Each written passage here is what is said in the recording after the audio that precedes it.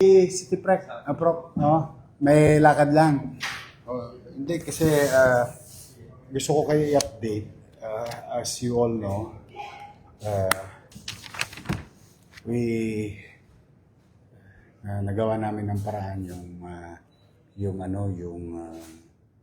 bonus ng mga empleyado. Katawid kami. We just released about yung 317 million. Now, so far, maganda ang reception ng taxpayers sa mga policy na ginagawa natin. So, they came. No? Unti-unti, bumabalik yung tiwala ng mga taxpayers. So, with that, yung mga previous obligations na nababawasan namin, in fact, baka ang isunod na namin after you is yung mga PWD at solo parent kasi sila na naman yung wala pa.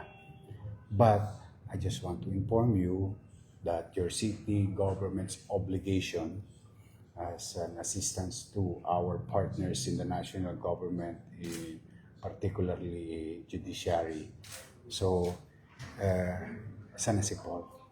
Hinihintay nito yung ano ko. Halika, budget officer. Sa city prosecutor, halika, si Madam Budget Officer. May pagkakautang sa inyo ang Maynila ng April hanggang ngayon. No? But the good news is that we will release the allowances from April 1 to October 31. April to October 31, April 2025. to October. So, yan yung, ano, Kahit sa kanila pala, ang binabalita ni Mayor. sa atin naman, sa mga judges naman, RTC, MTC, May 1 up to September 30. Oo. So yung April to October 2025 MTC, City prosecute. City Prosecuting Hours. Madami-dami yan eh. Madami-dami sila. Okay. Tapos Yung MTC, saka RTC, sa RTC, May 1 to July 31. Sa MTC, May 1 to September 30. So, 3 buwan sa RTC, 5 months. 6 yata. 6 or 5 months naman sa. With the total 22 million. Nakagawa kami ng natawagin ko lang si Paul, pinatawag ko si Paul. I will order the release today para for sure nababalitaan na nila yung sa mga empleyado. Kanina nag-ikot ako sa hallway. Natanong ko, nakuha niyo na yung bonus? Very hopeful naman ang tao. Although, I think they were expecting madidelay ng gusto because wala talaga. Alam nilang walang cash. But good thing, the trust of our people is back again to the city government. So, there were payments made. We were in awe. The bulk, after I tried to call the people to do their part. Mukhang okay naman. So, malaking chunk ng obligasyon namin sa inyo ang mababawas for this year. Hopefully, as we progress with time, ma-update namin until it meets its regular, yung mag-normalize. So, ayun na, Paul. Kinukwento ko na yung good news sa kanila.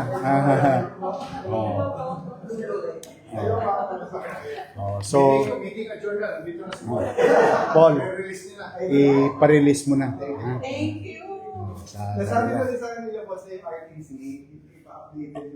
Yung sa RTC, may kulang lang kayong payroll. Baka mahabol nyo pa before the end of the year para kung sakali madagdagan pa yung aming mababawas na previous obligation. Anyway, paperworks na lang yun. But we are really trying to save as much as we can. Kasi sa hirap ng buhay ng tao ngayon, we really wanted to give what is due to them first. Tao muna. Para matapos ang taon na lahat ng mga nakaraang obligasyon mabawasan. And yung kasalukuyang obligasyon, maitama sa takdang oras. It will take pa naman a couple of years to achieve that. But, yun lang, gusto ko lang i-share sa inyo. Kaya ako kayo. Para mapasaya naman natin yung mga kasamahan natin dyan. So, Paul, ayun. Kasi, nung nirelease ko nung Lunes yung sakto, on time, isang linggo na ako hindi mapagkakatulog dahil naawa din naman ako siyempre sa mga empleyado. Isa pang ko dyan, yung mga COS saka JO. Hopefully, gumanda pa ng gusto. Pero unahin ko muna yung PWD saka solo parent. Iniipon na lang kasi medyo malaki-laki, mga 70 million. Pero tingin ko sila mauna, then baka hopefully makagawa kami ng paraan naman.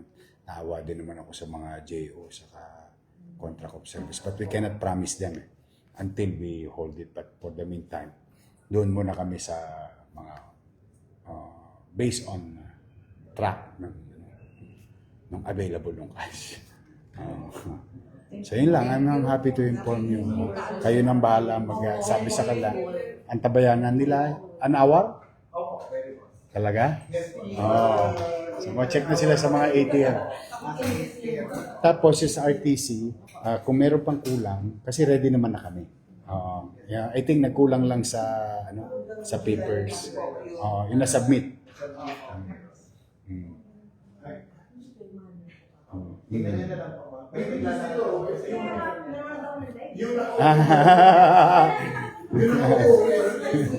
Matutuwa na yung mga prosecutor. Ang laki.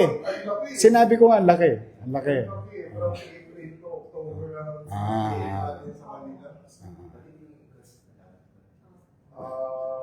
Interest allowance, monthly allowance. Kasama yata. Basta monthly allowance kung kasama doon sa payroll nyo. Nandun yan.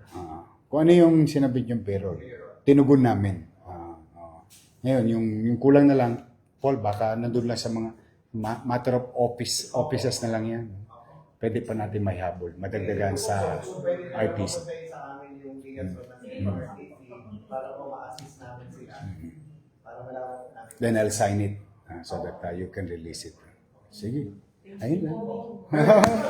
Merry Christmas. Pasensya na kayo. Napipi